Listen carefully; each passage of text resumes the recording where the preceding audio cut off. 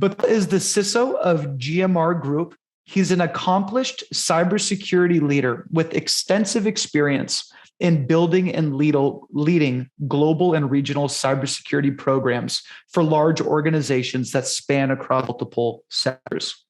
He's the former CISO for General Electric for all global regions, and currently CISO for GMR Group, where he's responsible for the cybersecurity vision, strategy, and program for each of its companies. And Krishna is the venture lead for Firemark Lab, a subsidiary of IG.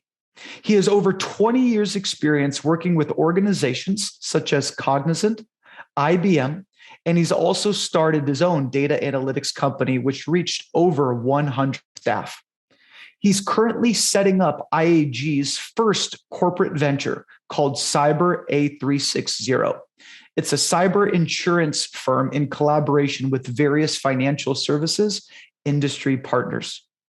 So with that, I'm very pleased to pass the conversation over to Krishna, who will be moderating our next panel. Krishna, over to you. Thank you, Theo. Thank you for the introductions. Very flattering, by the way. So I will take that up on a Thursday morning. Welcome, Bitul, to the panel. Great to have you here, and look forward to hopefully a very engaging 25 plus minutes. What was left for us on this discussion. So welcome on board. Thank you. Morning, Krishna, and morning, Theo. So perhaps, given the nature of the subject that we're going to be talking about over the next few minutes, I thought a good way to kick this off really is to think a little bit, Bitul, on your own personal journey as a CSIO role over the last 15 years, and particularly around how that particular role has evolved.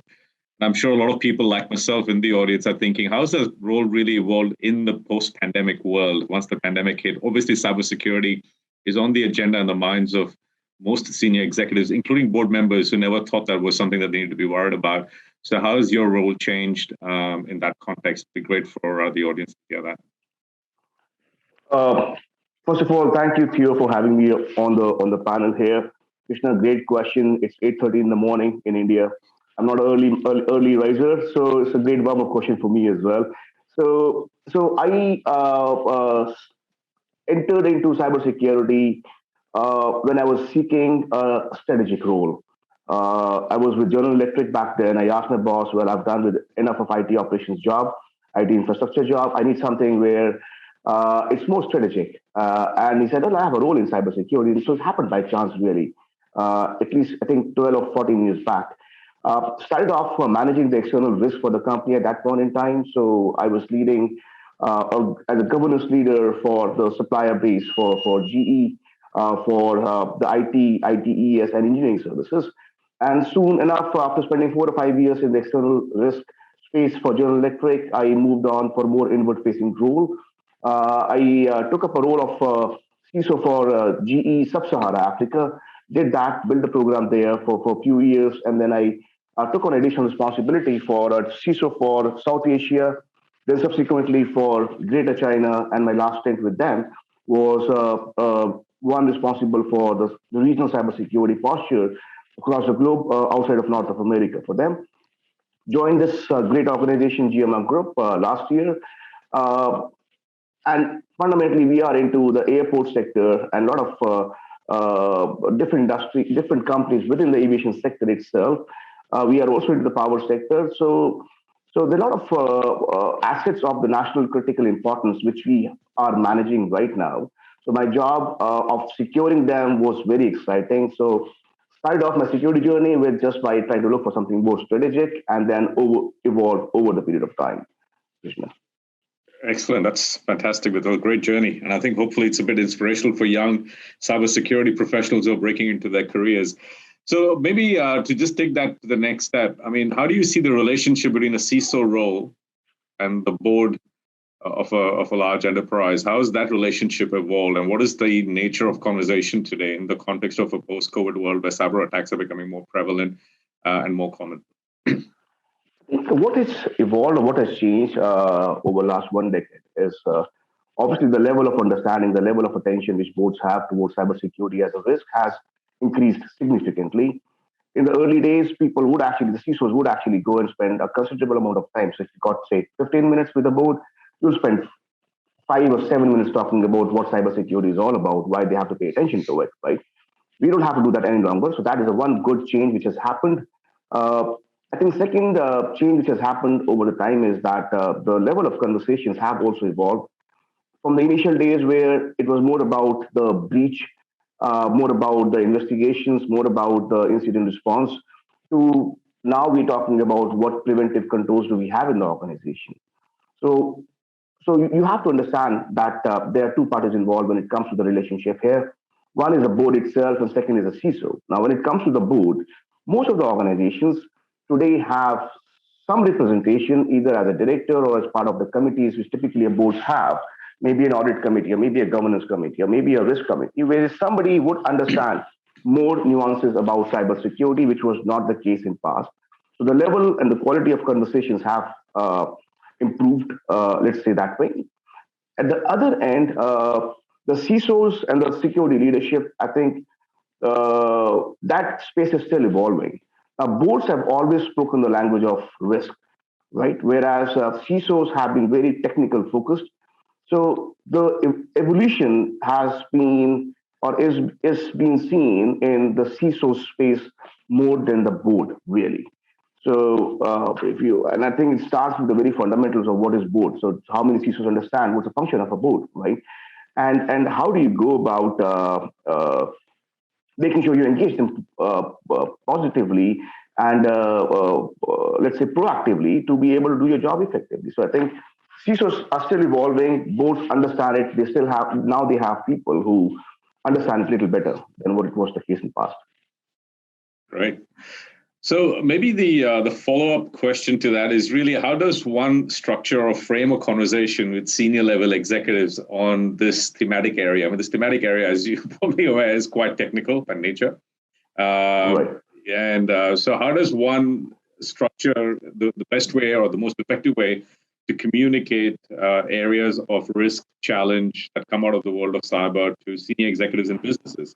In the business, Right. but not just the board, but I'm talking about business leaders who are owning a P&L, who are actually owning a customer relationship or a customer experience and trying to convert that to profit for the organization. And then you go in there and you're trying to have a conversation with them about cyber risk and how that could potentially impact or change the customer narrative, right? So some sort of advice and coaching perhaps for some members in the audience who are thinking, I've got a meeting coming up next week. I'm meeting the head of the business. I've got to talk to him about how cyber risk can actually impact him or her business. And, so what type of advice do you have for them? So it's not very different than a sales role or what a typical sales guy would do. So a CISO's role is essentially starting with building that relationship with those business executives. If that investment hasn't gone in to build that relationship, then it's going to be difficult every single time. So the way I say it is that, well, whenever you have a project or you need attention from a business executive or a leadership, your conversation should not start from the basement level. You should already be at the mezzanine floor. And then you build on that conversation. That makes the job that much easier. So there has to be a level of awareness and education where you have to invest in. There are specialized trainings which puts the cyber risk in the context of the business, which are available today. I think as a security organizations, you should invest in doing those trainings for your board members and your senior executives as well, so that it's just not CISO, it's just not the board. I think we all have to come on the same platform, and that happens only when you have invested in speaking the same language. So I think training is very, very important. Continuous effort to build that relationship is very, very important. Third and very important aspect is that CISOs have to come out of their own siloed world of technology. They have to understand the business well. They have to understand what drives the strategy for the business. They, excuse me, they have to understand what drives the bottom line, top line. They have to understand those things and be able to business contextualize whatever they are doing. So that will make things that much easier. The technical language may not be very well understood by the business executives. So speaking the things from a business perspective, if you put it that way, I think that goes really long way. So number one, invest in the relationship. Number two, invest in educating them. There are specialist trainings available in the market. Number three, speak their language. And I think over the time, the relationship will mature and you can speak the same language, be it technical or be it non-technical. Yeah, I think that's a great point you make there. I think the key message there for young folks is go in for these meetings well prepared, try and understand your stakeholders' business and value drivers so that you can actually contextualize your narrative, right? I think that's the important part here to actually make that conversation worthwhile. I mean, my own personal observation, senior executives lose attention in the first 90 seconds. If you don't grab their attention and make that problem relevant to their business, then it becomes a lot harder for you to make the rest of the meeting worthwhile. Sorry, Bital, you wanted to say something? No, I think so instead of waiting for the meetings, so while the calendarized meetings are good, try to look for opportunities where you can go and spend some time with them. No matter how trivial the thing is, maybe an executive is facing an issue with USB, but your team should be aware that, well, so an executive is facing an issue with the USB, you go there yourself. So that's the precious few minutes you will going to go and get with them. So invest in finding those opportunities as well, so that it's not that calendarized meeting which is driving your relationship with them. I must admit, Beetle, I'm a career sales guy, and that's a typical sales trick in the sales book. And it's actually really great to see someone in the CISO role having that type of a mindset. I think it's very refreshing. I think speaking of that and talking about skills and how one needs to look at their own role, my next questions are around career path and roadmap for young security professionals who are coming into cybersecurity. And reflecting back on your own career, how you see the world evolve around you, particularly in the role of a CISO or senior executives in cybersecurity. What advice would you have for the young folks who are looking to build their career out? I mean, in terms of not just purely building out on technical skills in a rapidly changing cyber environment, which is probably par for the course, but what other things do you think the young folks should be thinking about, considering while they map out the roadmap of their career over the next decade? That's a fantastic question. There's two pieces of advice there, Krishna, on that. Number one, just be very, very, very curious. Okay, if you are in security space, you have to be curious by nature. If it's not in there in you, please build that capability. You need to be curious. You should be asking. Technically, you cannot be expert in every single domain of cyber. Cyber is a very, very vast area. Pick up one or two specific domains within cyber and go deep into that. So number one, be very curious. Number two, pick up one or two areas, build your expertise. Nobody should know it better than you in your ecosystem. And your ecosystem should not be just a small team, but the entire organization, and I would say the entire community in whichever region you are in. Those are the first two things. And third, which you have to keep in mind, the growth does not come in by just doing your job.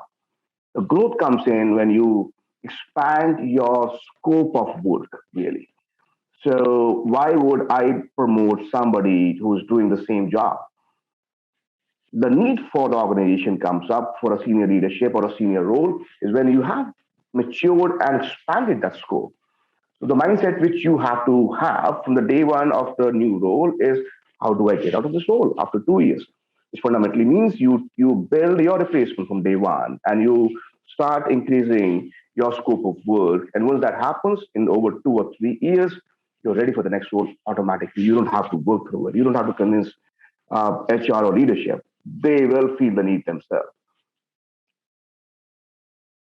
Excellent. Yeah, we have got that. Excellent stuff. So I think related to people and people development is actually the next question. When we talk about cyber risk being related to business risk, most people today are in a little bit of a war for talent, especially in the cybersecurity area. So as organizations are looking to counter cyber risk, cyber threat, have good folks actually in their teams manage that for them, it becomes a continuous challenge to attract good talent and keep them in a world where cyber skills are in shortage.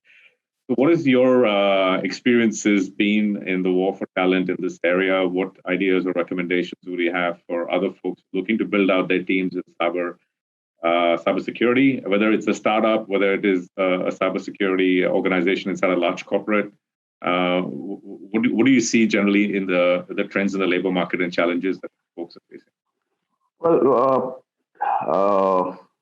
there is a great talent coming out of the colleges today. Let me say that the kids today in colleges are far more curious than the likes of us in the college. They are pursuing really difficult certifications while they're studying in college, which was not the case in past.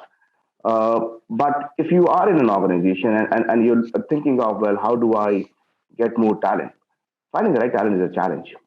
Talent is plenty in the market, but finding the right talent is the challenge. So you really have to, let's say, crowdsource your army as a CISO. What I mean by that, so when you map out your organization from a security leadership standpoint, you know which areas, which domains you have to strengthen.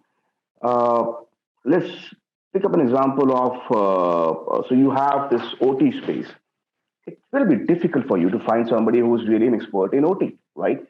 But it's not difficult to find a great controls and CNI engineer who's working already in the engineering space. It's about identifying the talent there and then work and build that talent who can be your partner. So you have to do that across the board.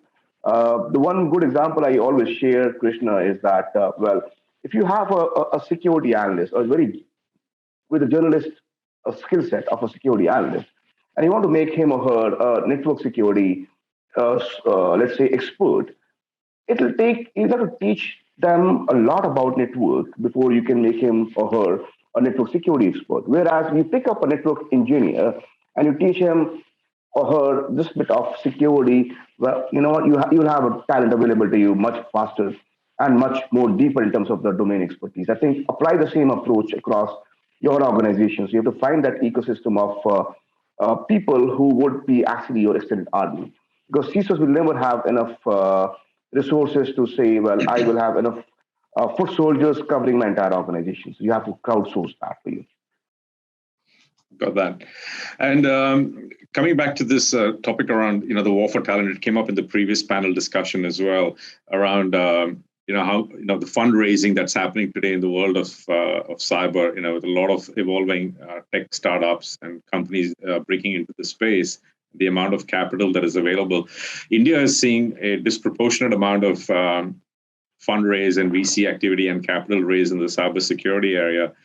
What are your views on that? And do you see this as a short-term trend? Do you see any specific reasons why the Indian market attracts a lot more capital than some of the others?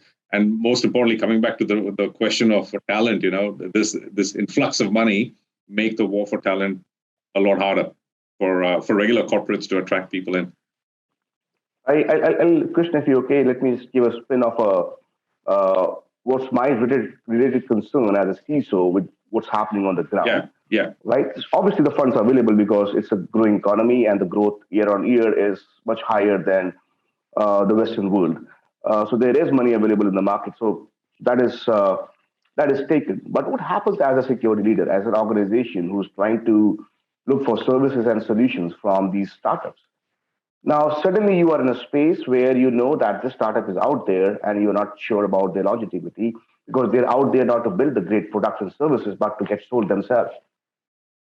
And it's always a bigger fish eating the smaller fish. And in the boardrooms of strategy, the whole USP of that particular startup disappears over the time. So, as a security leader, why would you trust a startup who you know is in there? Because that's largely be the trend. Most of the startups are out there for up for grabs sooner or later, right? Whereas security is a space where I would source my services and my products to the companies based on the trust and the long-term relationships. That's a situation which we have to deal with because of the positivity around the funds availability and the action we have seen in that space. That is something which we have to think through as an industry because it's not beneficial. Today we have the opportunities, but with the same trend continues, it will take away that credibility of that fresh mindset and the startup mindset in solving our problem. So that has to be addressed at some point in time. Got it. Cool.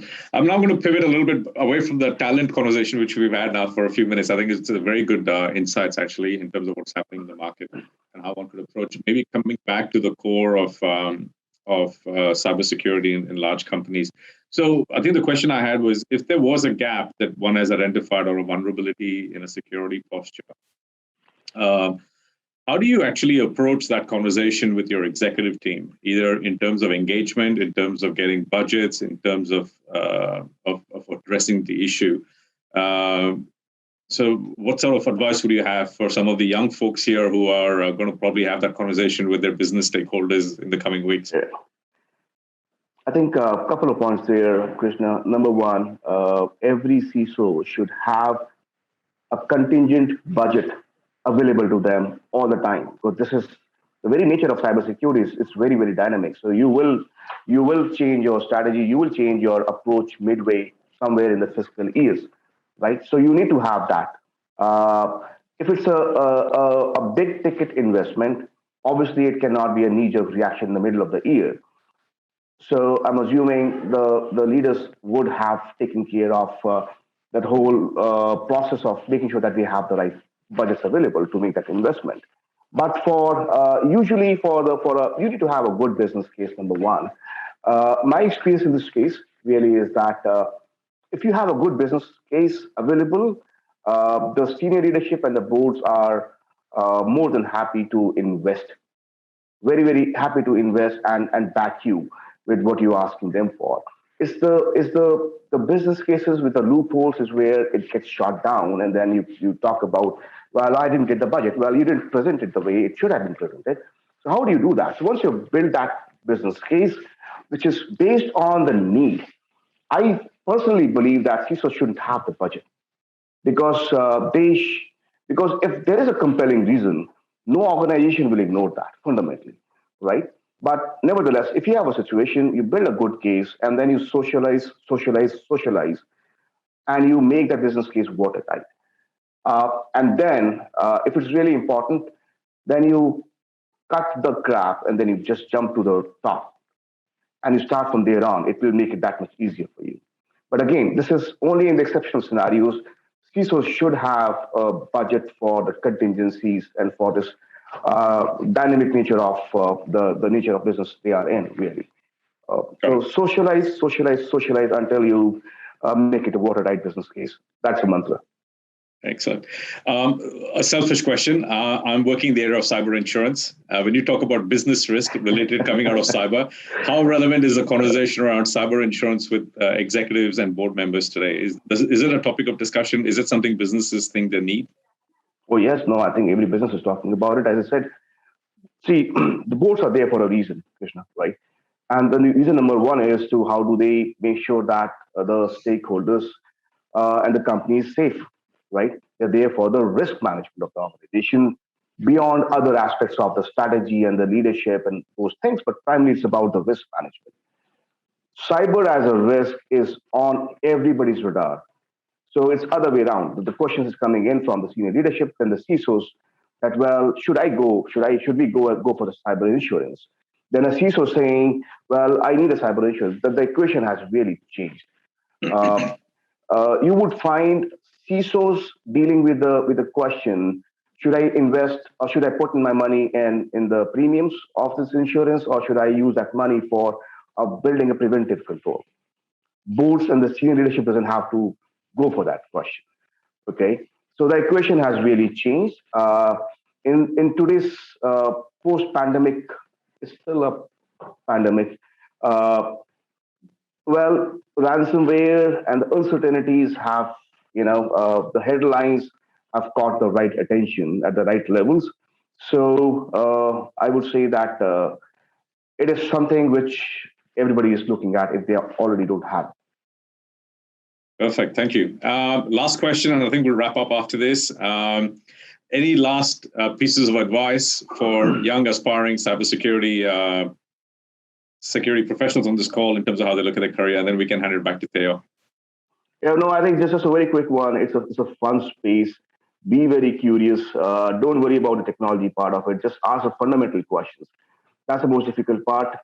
If you understand the fundamentals, have fun. As long as you're having fun, you're getting the right answers right in your head, I'm sure you will do great. I think the other snippets which I've shared in the talk today, just take a note of that one. Just work towards how do I increase what I'm already doing.